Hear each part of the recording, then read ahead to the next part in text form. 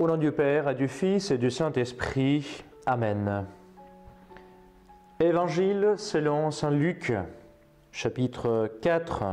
Il commença par ces mots: « Aujourd'hui est accompli cet oracle que vous venez d'entendre. » Et tous rendaient témoignage à son sujet.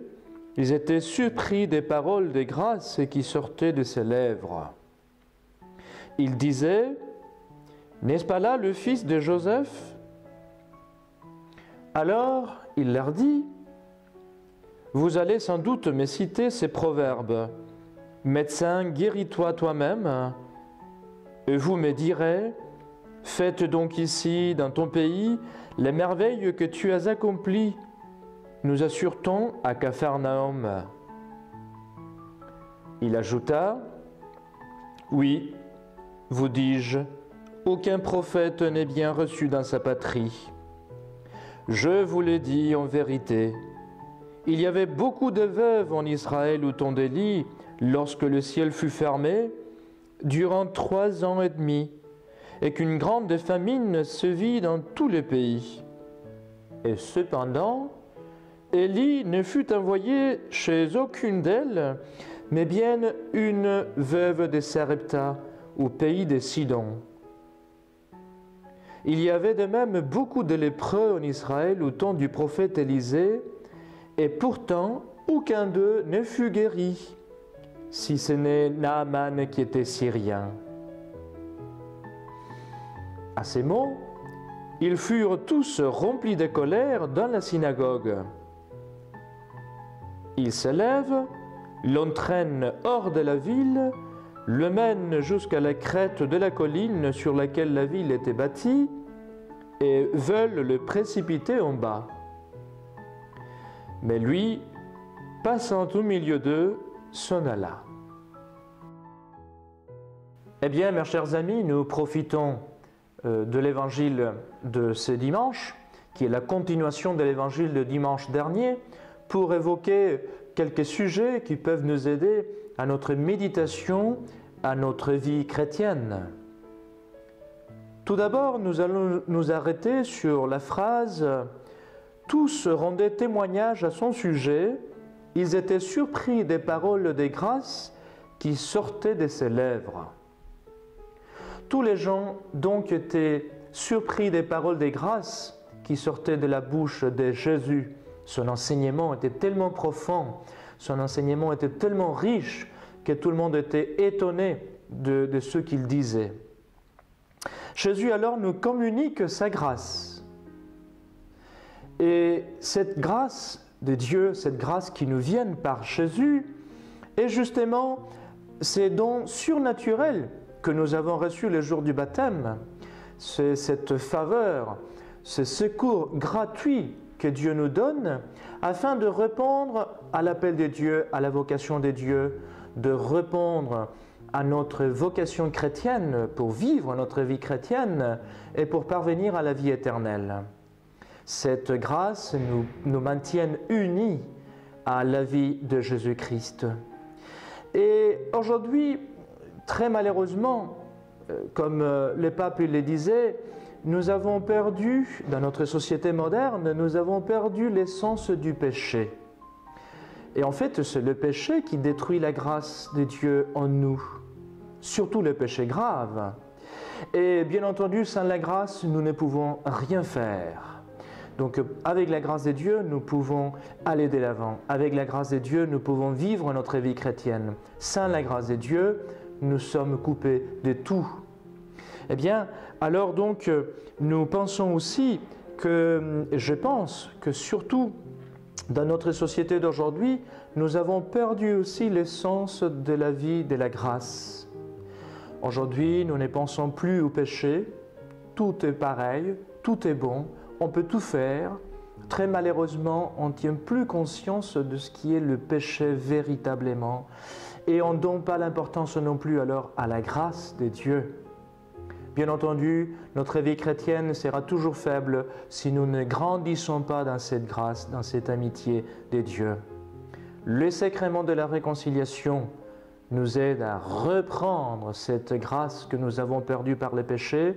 Donc n'hésitez pas à fréquenter les sacrements de la réconciliation pour pouvoir nous faire pardonner les péchés et réavoir en nous la grâce de Dieu, mais également l'accompagnement spirituel, la direction spirituelle avec un prêtre sage, avec un prêtre expérimenté, avec un prêtre qui croit vraiment dans la vie de la grâce, ça va nous aider donc à développer cette grâce que nous avons reçue le jour du baptême. C'est notre mission.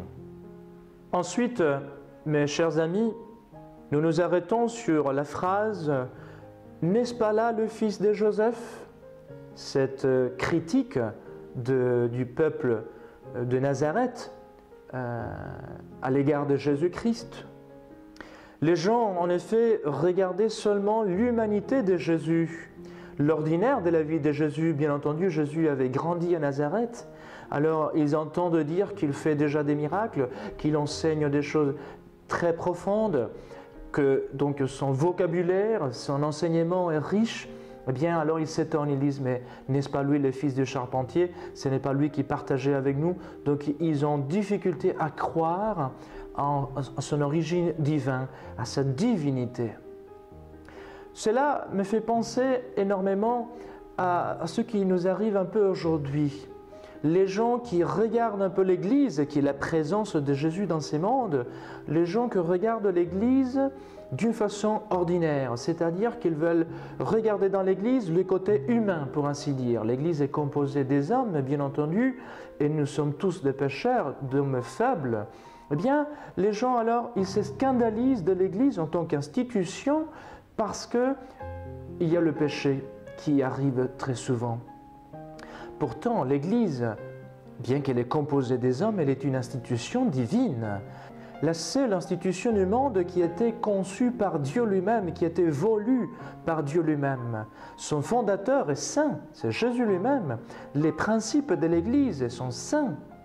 Et alors, c'est pour ça que la confiance n'est pas dans les hommes, qui souvent sont les instruments, mais la confiance est dans l'Église en tant que telle. Alors ça nous aide donc à pouvoir nous poser un peu la question, dire est-ce que nous sommes aujourd'hui comme ces Nazaréens de l'époque qui critiquaient, qui ne voulaient pas voir cette divinité en Jésus? Eh bien, est-ce que nous voyons aujourd'hui les dons surnaturels de l'Église? Est-ce que nous confions à l'Église en tant que mère, en tant qu'institution divine? Et puis, finalement, mes frères bien-aimés, nous nous arrêtons sur cette dernière phrase « Ils furent tous remplis de colère ». Puisque Jésus n'a pas fait ce qu'il demandait, à cause de leur manque de foi, bien entendu. Les Nazaréens ne croyaient pas en Jésus, en sa divinité, donc ils ne pouvaient pas faire les miracles. Alors, puisque Jésus n'a pas fait ça, ils montent en colère, ils se fâchent contre Jésus, ils veulent le précipiter du haut de la colline. Eh bien, ça nous arrive aussi parfois, très souvent, quand on veut demander des choses à Dieu et Jésus ne nous entend pas, semble-t-il qu'il ne nous entend pas, ou que Dieu ne nous écoute pas et qu'il ne fait pas ce que nous lui demandons, nous montons en colère.